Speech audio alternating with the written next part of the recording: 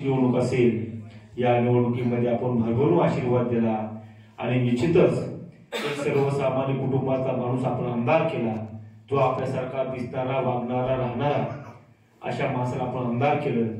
खरं तर आपण आपल्या भागाची, आपल्या जिल्ह्याची राजधानी म्हणून गोरेगाव ओळखतो आणि त्या भागात आमचं एक पिंपरी माणसा गाव, पण तरी सुद्धा 25 वर्षे त्या भागाचा आमदार असून सुद्धा आमच्या भागाचा विकास झाला नाही.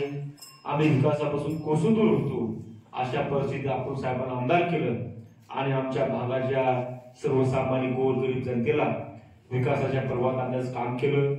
खरं तर आमच्या भागामध्ये पिण्याच्या पाण्याचा प्रश्न असेल, रस्त्याचा प्रश्न असेल, आमच्या धार्मिक सभागृहाचा विषय असेल, असंख्य विषय आमचे प्रश्न या ठिकाणी आपण मागे होतो. पण निश्चितच 10 वर्षाच्या कार्यकाळामध्ये आदरणीय साहेबांनी आपल्या भागाचे जे ज्वलंत प्रश्न आहेत ते पूर्ण करण्याचं काम केलं. मी दावा करणार नाही की आपल्या भागाचा 100% विकास झाला असेल, पण त्या दिशेने साहेबांनी पूर्णपणे इमानदारीने काम करण्याचं काम केलं. मित्र, आमचा दीन दलित, शोषित, दलित, पीडित असा आमचा समाज या भागामध्ये राहतो आणि हे आमचं पिंपरी गाव मोठ्या गुन्ह्या गोविंदाने या गावामध्ये नांदते. आमचा वडर समाज असेल, आमचा बौद्ध समाज असेल, आमचा वाल्मिक समाज असेल, आमचा आदिवासी समाज असेल, आमचा मराठा समाज असेल, सर्व समाज या ठिकाणी सर्व गुन्ह्या गोविंदाने राहतात आणि या समाजाला न्याय देण्याचं काम आदरणीय साहेबांनी केलं. मित्र, 2024 ची निवडणूक अतिशय अतितटीची झाली होती. प्रत्येक उमेदवार आपल्या गुडघ्याला माशी बांधून या निवडणुकीत उभं होतं. पण मित्रो, आपल्या घरी मत मागायला येत असताना त्यांच्याकडे कोणते विकासाचं व्हिजन नव्हतं, विकासाची त्यांना कल्पना सुद्धा नव्हती. ते सुद्धा लोक आमदार साहेबांवर खालच्या पातळीवर टीका करत होते. मित्रो, आदरणीय आमदार साहेबांनी या निवडणुकीमध्ये कुठल्या त्याच्या टीकेला उत्तर दिलं नाही. आपण जो 10 वर्षामध्ये केलेला विकास असेल, आमचा सर्व धर्म समाजासाठी केलेला विकास असेल, त्याचा पाडा वाचण्याचं काम साहेबांनी केलं. विकासाच्या नावावर आपण मत मागितले, पण विरोधकांनी याला पाड त्याला पाडण्याच्या माग लागून त्यांना मत मागण्याचं काम केलं. मित्रो, पण आपण शुद्ध मतदार आमच्या माता भगिनींनी, आमच्या जनतेने आदरणीय साहेबांच्या पाठीमागे राहून साहेबांना तिसऱ्यांदा मतदान करण्याचं काम केलं आणि तिसऱ्यांदा साहेबांना निवडून आणण्याचं काम आपण सर्व लोकांनी केलं. खरं तर विकास करत असताना कधी आम्ही जातीबाजीचं राजकारण केलं नाही, कधी या धर्माचा आहे, या जातीचा आहे, या पक्षाचा आहे, कधी विचार केला नाही. आदरणीय साहेब नेहमी सांगत असतात की फक्त निवडणुकीपुरता 15 दिवस फक्त भारतीय जनता पार्टीचा उमेदवार आहे, पण निवडणूक झाल्यानंतर 3,30,000 लोकांचा मी आमदार आहे असे आमदार साहेब सांगत असतात. 2014च्या अगोदरची परिस्थिती अशी होती, आमदार खासदाराकडे जर जायचं असलं तर एखाद्या त्या गावाच्या मोठ्या नेत्याला सोबत घेऊन जायला लागायचं. तिथे गेल्यानंतर तुमचे मत पाहिल्या जायचे, तुम्ही कोण्या पक्षाचे पाहिल्या जायचं, तुम्ही कोण्या जाती धर्माचे पाहिल्या जायचं. पण या 10 वर्षांमध्ये आदरणीय साहेबांनी कधी आपल्या जातीचा, पक्षाचा कधी त्यांनी विचार केला नाही. सर्वसामान्य माणूस आमच्याकडे आला, तो आनंदाने आपल्याजवळ गेला पाहिजे, त्याची आपण सेवा केली पाहिजे, त्यांनी जी मागणी केली ती आपण मान्य केली पाहिजे. या 10 वर्षांमध्ये साहेबांनी केलं. मित्र, म्हणून आपण मोठ्या प्रमाणात साहेबांना आशीर्वाद देण्याचं काम केलं. खरं तर आमची लाडकी बहीण योजना आमची कल्याणकारी योजना ठरली, एक क्रांतिकारी योजना ठरली. आमच्या माता भगिनीचं जीवन चांगल्या प्रकारे राहिलं पाहिजे, तिच्या संसाराला हातभार लागला पाहिजे, तिचा संसाराचा गाडा चांगल्या प्रकारे चालला पाहिजे. म्हणून आपल्या सरकारनं लाडकी बहीण योजना आणली आणि त्या योजनेच्या माध्यमातून आमच्या माता भगिनीला 1500 रुपये वेतन मिळू लागलं, तिचा संसार चांगल्या प्रकारे चालू लागला. या निवडणुकीमध्ये असा ऐतिहासिक विजय आपल्याला मिळाला, जेणेकरून आमच्या माता भगिनींनी कमळाच्या फुलाला मतदान करण्याचं काम केलं. विरोधकाच्या बोंबा आता उठत आहेत. या भाजपवाल्यानं ईव्हीएम मशीन हॅक केली, मतदान केंद्र हॅक केलं. मित्रो, Bharatiya Janata पार्टीने EVM machine hack नाही केली, ही माता भगिनी आमच्या लाडक्या बहिणी ईव्हीएम मशीन हॅक केली. मित्रो, खरं तर ही निवडणुकीमध्ये अतिशय कसरतीची निवडणूक होती, काटाची निवडणूक होती. कारण की या निवडणुकीमध्ये आमदार साहेब बिमार होते, त्यांची तब्येत बरोबर नव्हती. पण आमच्या सर्वसामान्य कार्यकर्त्यांनी, आमच्या मतदारांनी ही निवडणूक हातामध्ये घेतली. तानाजी मुटकुळे म्हणजे मीच, आमचा उमेदवार मीच, म्हणून या निवडणुकीमध्ये सर्व कार्यकर्त्यांनी, आमच्या मतदार बंधू आणि भगिनींनी काम केलं. मित्रो, आणि याचं फळ असं मिळालं की भरघोस मतांनी या काट्याच्या टक्करमध्ये अतितटीच्या निवडणुकीमध्ये साहेबांना 12,000 मतांनी घेऊन आपण निवडून दिलं. त्याबद्दल मी या ठिकाणी सर्वांचे नतमस्तक होऊन या ठिकाणी चरण स्पर्श करतो.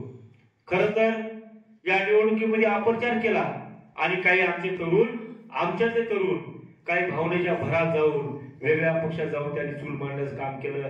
मी माझ्या सर्व तरुणांना विनंती करतो की आपण भावनेच्या भरात गेला असाल, कारण की आता चिमणी पाखरं आपण कळपाच्या बाहेर गेले. आम्ही सर्व आमच्या चिमण्या पाखरांना विनंती करतो की पाखरो आपल्या कळपात या आणि या विकासाच्या यज्ञात आपण सगळेजण सामील होऊ.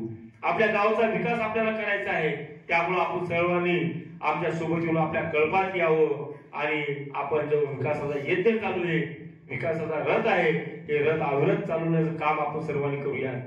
खर तर या निवडणुकीमध्ये अनेक पत्रकार बांधवांनी मला प्रश्न विचारला होता की आपण येणाऱ्या 5 वर्षामध्ये काय करणार आहे. मी त्यांना स्पष्ट सांगितलं की मित्रो, की या 5 वर्षामध्ये आमचा सर्वात ज्वलंत विषय असेल, जो आमच्या जिव्हाळ्याचा विषय असेल, तो आहे आमचा पांढर रस्त्याचा. तो पांढर रस्त्याचा प्रश्न आम्ही या ठिकाणी मार्गी लावणार आहे. धडक योजनेअंतर्गत आम्ही पांढर रस्ते करणार आहे. आताच्या ग्रामपंचायत अंतर्गत जे पांढर रस्ते होतात त्याला मोठ्या अडचणी निर्माण होतात, त्यामुळे या ठिकाणी आपण एक चांगल्या प्रकारचे पांढर रस्ते धडक योजनेअंतर्गत शेतकऱ्यांना मागणी केली की लगेच त्याला पांढर रस्ता देण्याचं काम या 5 वर्षामध्ये करणार आहे. आमच्या गावात एकही पांढर रस्ता राहणार नाही. खरं तर आता आमचा सर्वात मोठा विषय होता रस्त्याचा, तो विषय होता आमचा पिंपरी ते आंबाळा तांडा. हा सुद्धा चांगल्या प्रकारचा रस्ता साहेबांनी करून केला. खरं तर या 10 वर्षांमध्ये मला कधी कधी दुःख वाटतंय की या भागातून जात असताना सकाळी सकाळी काही गुराची ढोरे उचलणारे लोक मला अडवत होते आणि सांगत होते, साहेब हा आमचा रस्ता करून द्या, आमच्या जनावरांना त्रास होतो, आमच्या माता भगिनीला त्रास होतो. म्हणून या ठिकाणी या 5 वर्षामध्ये ठरवलंय की जो पांढरा रस्ता असेल तो चांगल्या प्रकारचे पांढरे रस्ते या ठिकाणी आम्ही करणार आहे, जेणेकरून आमच्या माता भगिनी असतील, आमचे मुख्य जनावर असतील, ज्यांना त्रासापासून मुक्त झालं पाहिजे, त्यासाठी काम करणार आहे. मित्रो, आपण खूप मोठ्या प्रमाणात आशीर्वाद दिलाय, त्या आशीर्वादाचा सन्मान केला पाहिजे, त्या आशीर्वादाचा आदर केला पाहिजे. म्हणून या ठिकाणी 5 वर्षामध्ये काम करणार आहे. कधी गोल्डन मामा तुम्हाला वाटू देणार नाही. गोल्डन मामा तुम्हाला आणि आमच्या अण्णा तुम्हाला असं कधी वाटू देणार नाही.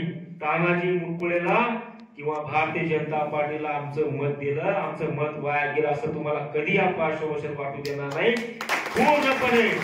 पूर्णपणे तुमचा लहान भाऊ म्हणून, तुमचा मुलगा म्हणून, तुमचा नातू म्हणून या 5 वर्षामध्ये आमचा गोरगरीब समाज असेल, आमचा मुस्लिम बांधव असेल, आमचा वाल्मिक कोळी असेल, आमचा मराठा समाज असेल, मातक समाज असेल, बौद्ध समाज असेल, या सर्वांना सोबत घेऊन, सर्वांची एकत्र मोड घालून, सगळ्यांच्या हातात हात घेऊन या 5 वर्षामध्ये आमच्या सर्वसामान्य कुटुंबातील लोकांची सेवा करण्याचं काम या 5 वर्षामध्ये करणार आहे.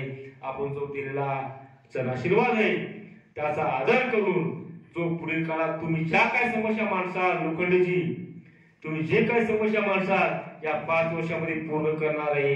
आपण थोडेफार बाकी काही लोक नाराज झाले असतील त्याला सोबत घेऊन येणाऱ्या 2 महिन्याच्या निवडणुका पुन्हा आपल्या जिल्हापरिषद येणार आहेत, त्या निवडणुकीत सुद्धा आपण उजळ माथ्यानं भारतीय जनता पार्टीचा जो कोणी उमेदवार असेल, तो कमळाच्या चिन्हावरचा उमेदवार असेल, त्याला प्रचंड बहुमतानं विजय करण्यासाठी मी या 2 महिन्यानंतर पुन्हा येणार आहे.